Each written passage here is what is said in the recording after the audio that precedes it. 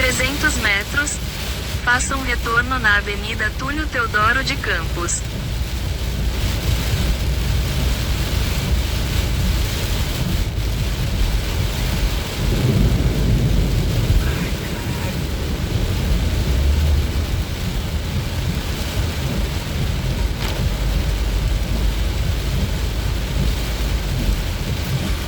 Faça um retorno na Avenida Túlio Teodoro de Campos.